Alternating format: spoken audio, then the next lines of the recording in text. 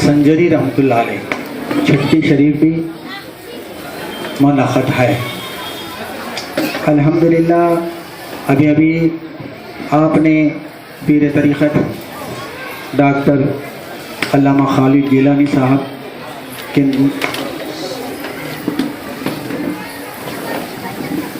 ईमान अफरोज़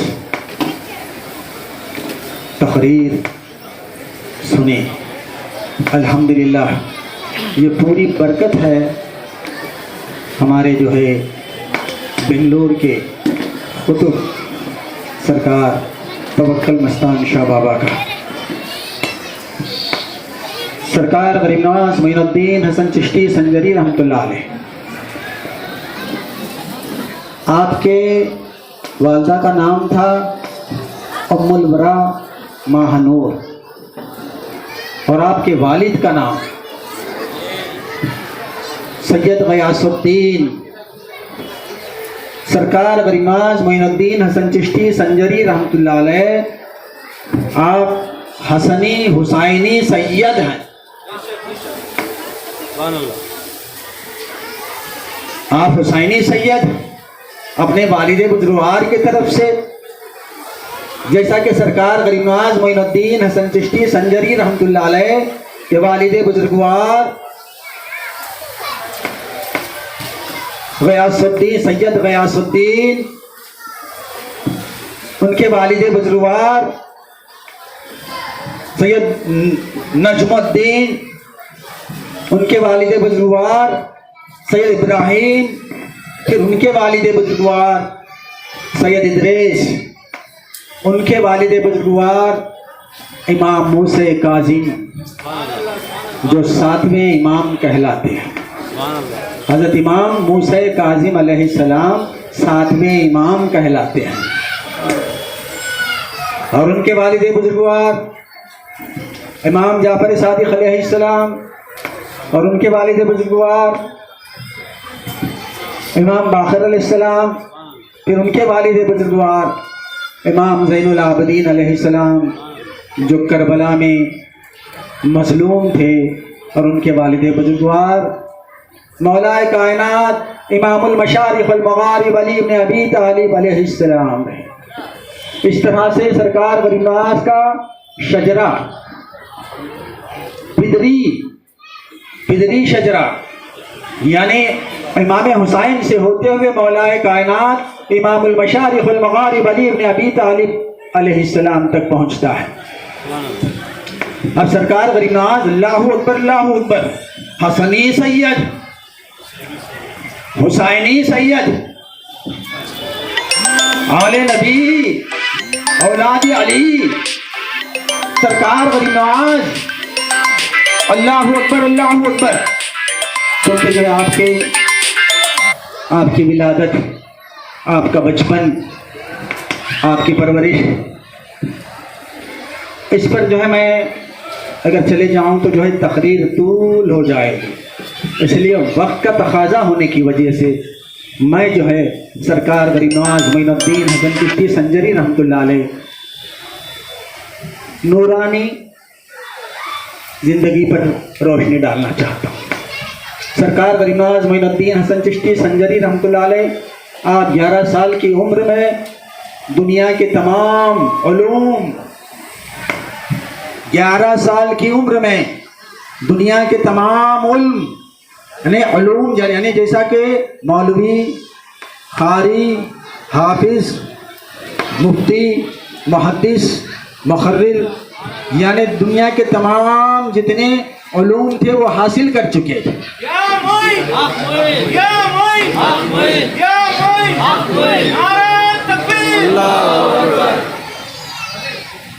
मैं नारे इसलिए रोकना चाहता हूँ कि मुझे वक्त की कमी है, वरना जो अल्हम्दुलिल्लाह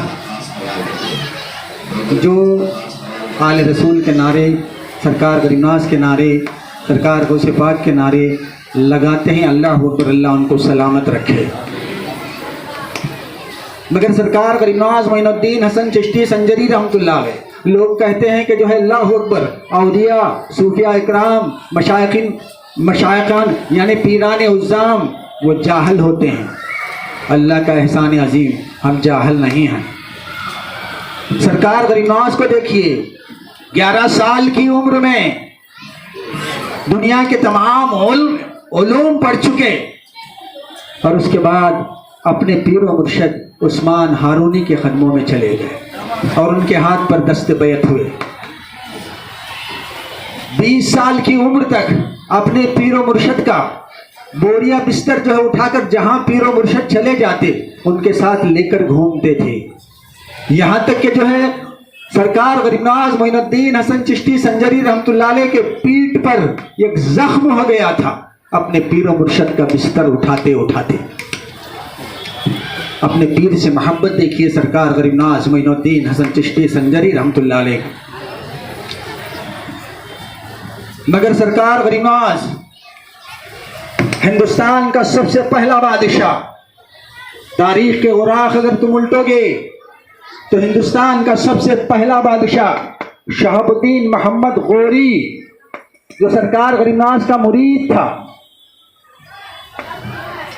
وہاں سے ہوتے ہوئے ایک وقت کا واقعہ ہے۔ دیکھیے پیر نوازی یعنی مرید نوازی، سرکار غریب نواز کی مرید نوازی دیکھیے۔ سرکار غریب نواز کے جانشین اور خلیفے قطب الدین بختیار کاکی رحمت اللہ علیہ جو دلی میں ہیں، اللہ اکبر اللہ اکبر، آپ سرکار غریب نواز کے جانشین ہیں۔ قطب الدین کا واقعہ، قطب الدین بختیار کاکی رحمت اللہ علیہ جو سرکار غریب نواز کے جانشین ہیں، جب وہ دلی میں تھے تو اس وقت کا بادشاہ شمس الدین التمش تھا۔ سرکار قطب الدین بختیار کاکی جانشین بنے، جب وہ دلی میں رہے تو اس وقت کا بادشاہ شمس الدین التمش تھا۔ مگر ایک دن کا واقعہ ایسا ہو گیا،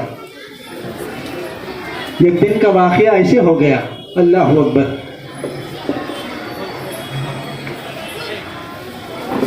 کہ شمس الدین التمش کا دربار سجا ہوا ہے، دربار لوگوں سے کچا کچ بھرا ہوا ہے، اور سرکار یعنی بادشاہ خود اپنے ساتھ میں قطب الدین بختیار کاکی کو بٹھایا ہوا ہے، اور خود التمش قطب الدین بختیار کاکی کا مرید تھا، قطب الدین بختیار کاکی کا مرید تھا، وہ بھی دربار میں شامل، اور بادشاہ کے باجو جو بیٹھے ہوئے ہیں، دربار کچا کچ بھرا ہوا ہے، اور اچانک سے ایک عورت آ گئی اور آ کر کہنے لگی، بادشاہ سلامت، شمس الدین التمش، تم تو جو انصاف میں لاجواب ہو، مگر مجھے انصاف نہیں ملی۔ تو سارے دربار پر سناٹا چھا گیا، سارے درباریوں پر سناٹا چھا گیا۔ لوگوں نے ایک دم اس سناٹے کو توڑتے ہوئے اس عورت نے کہا، اے بادشاہ سلامت، مجھے انصاف دلا دیجئے، مجھ پر ظلم ہوا ہے۔ تو بادشاہ نے کہا، اے عورت، بتا کیا ظلم ہوا ہے؟